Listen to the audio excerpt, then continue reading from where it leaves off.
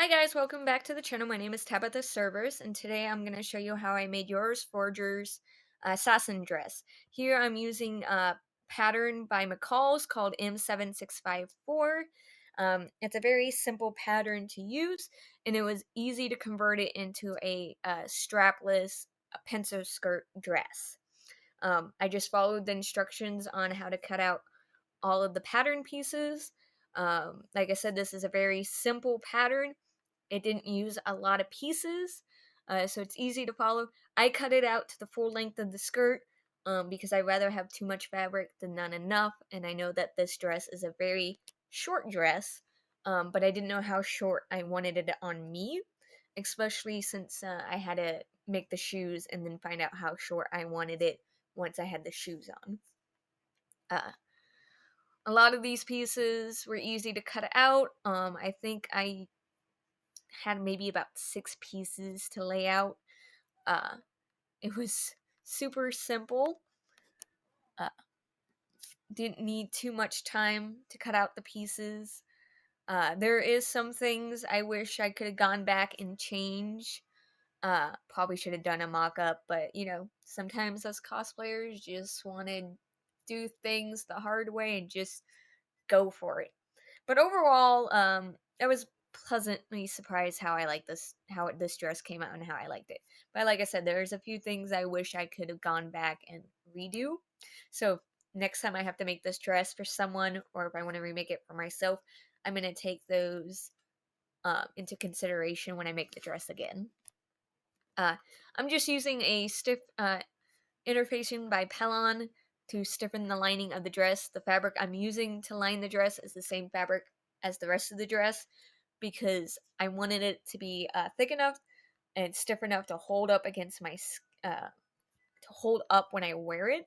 Because I am very flat chested, I ended up having to put cups in because I just looked super flat chested when I was wearing this dress, and when I uh, tried it on for the first time, we did have to take in a few of the seams because sadly I am so skinny that I sometimes don't fit any of the measurements on these patterns.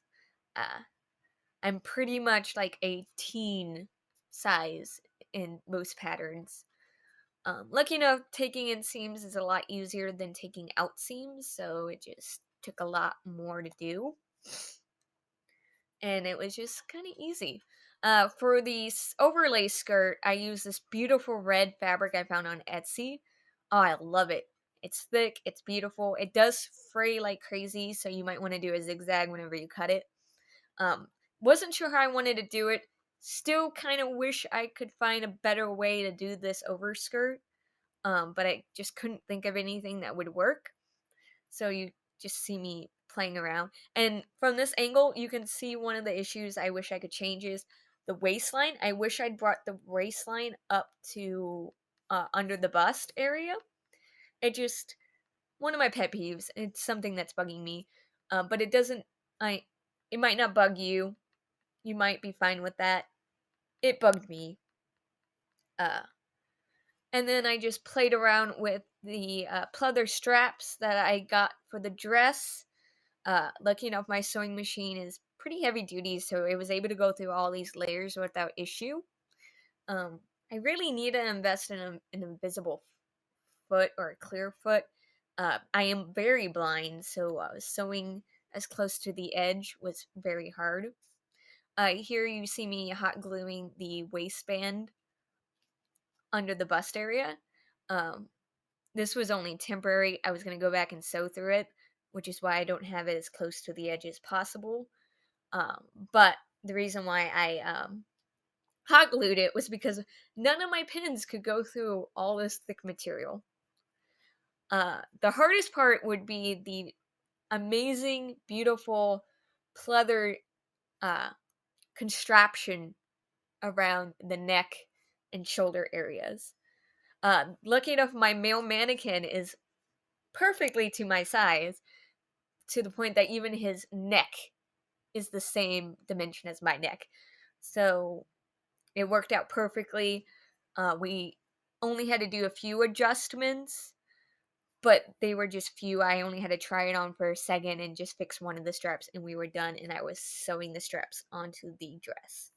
Um, this took the longest because it's such small detail that, you're getting tangled up trying to get this, these straps under the sewing machine. Um, so this took me a bit to do. I would say this was probably the hardest part.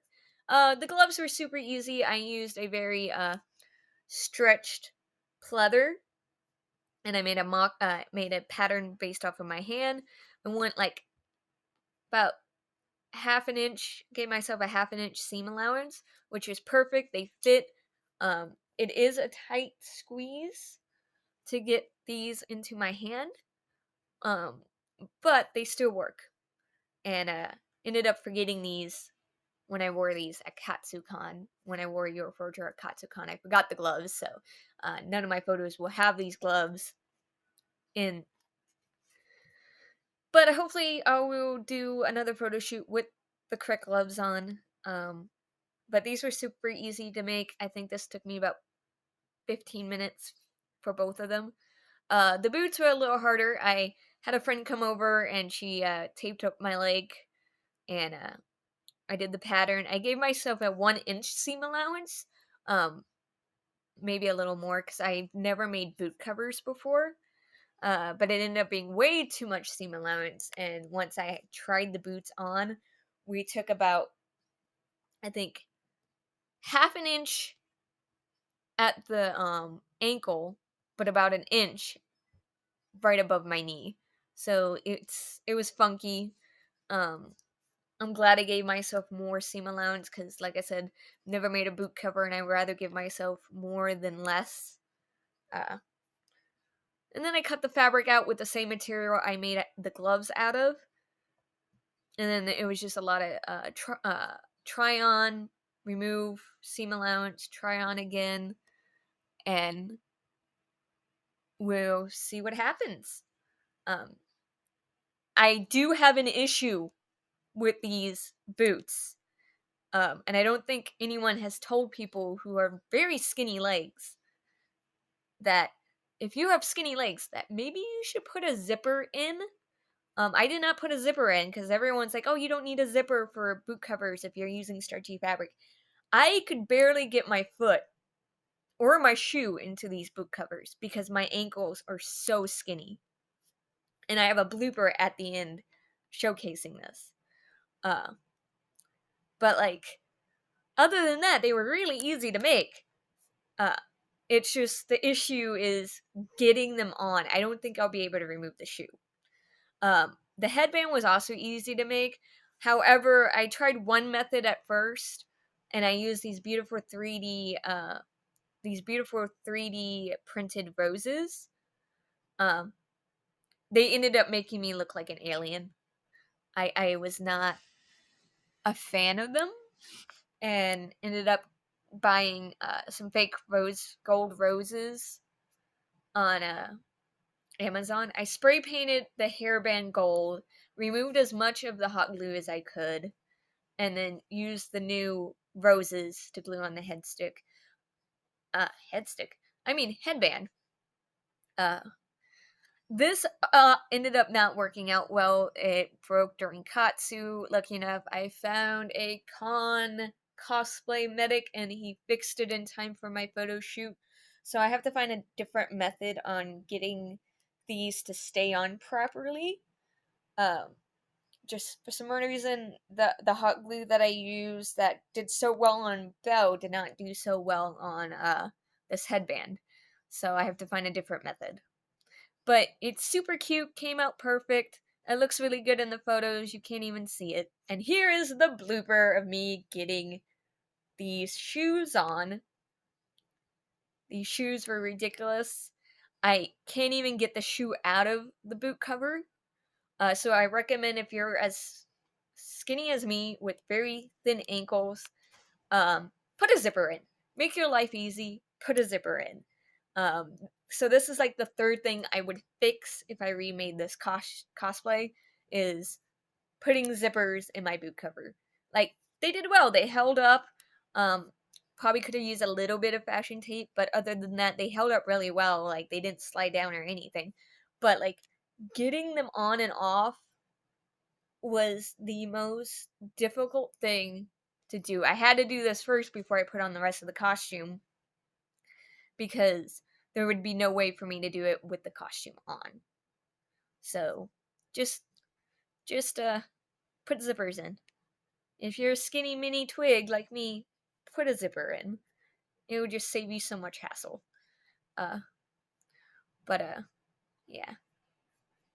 Hope you enjoy it. I will post some finished photos of me wearing the dress and the shoes in at the end of this video. Thank you. Bye.